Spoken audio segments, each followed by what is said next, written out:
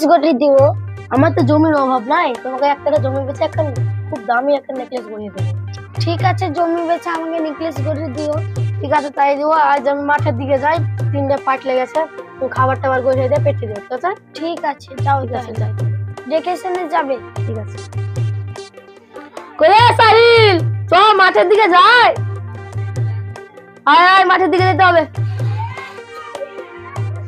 এখানে গেলে ছাতা ধরতেছে, এখানে তো যাবেই না। চ বাইরে দিয়ে ধরবি, চ বাইরে রোদ পড়ছে, চল।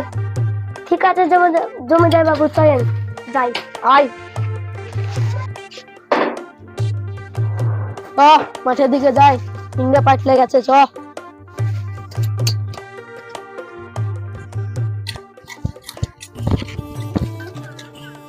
চ ভাই, একটু বসে গিয়ে আলে গেছি। না রে না, কিপটা জমিদার যদি দেখে না স্যালারি কে দিবে, বসা যাবে না, কাজ কর রে ভাই। হ্যাঁ তুই ঠিকই বলেছিস। তাহলে তুই ঠিকভাবে কাজ কর। কিরে ভালো ছেলে ধর, ছাতা লাগাচ্ছিস কেন? ভালো করে ধরা ছাতা। সে কিপটা জমিদার ভাইকে ছাতা ধরতে হচ্ছে, টাকা আমাকে বেশি করে দেয়নি। কি ভিডিও লাগছিল সাহিল? জমিদার বাবু চলেন। ওই দে জমিদার বাবু আসছে, ভালো করে মন দিয়ে কাজ কর। কিরে সেই চশমাটা দে, কিছু দেখতে পাচ্ছি না।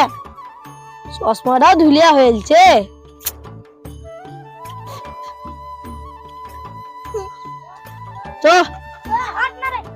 কিরে শামিম, ভালো কাজ করছিস তো? হ্যাঁ জমিদার সাহেব, ভালো কাজ হয়েছে। ঠিক আছে, তাহলে এখন খাবার খাবি নাকি তোরা?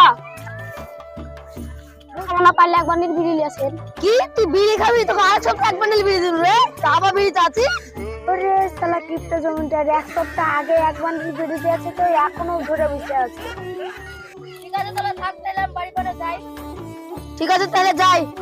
ঠিক আছে জমিদার সাহেব, তাহলে যান, দেখেছি না যান। সাহিল বাড়ির দিকে যাই। সাহিল ছাতাটা বুঝা রে, বাড়িতে তো ছাতা ঢুকবেই না। খুলি।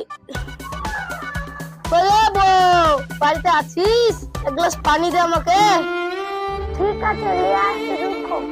ঠিক আছে নিয়ে এসো। ঠিক আছে দেব। নাও পানি দে।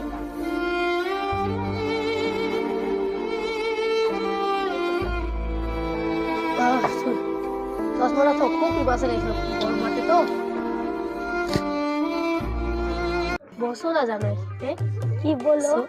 ছেড়ো না, বসো বসে। ছেড়ো না। ঠিক আছে তাহলে আমি ফ্রেশ হয়ে আসছি। যাও তাহলে।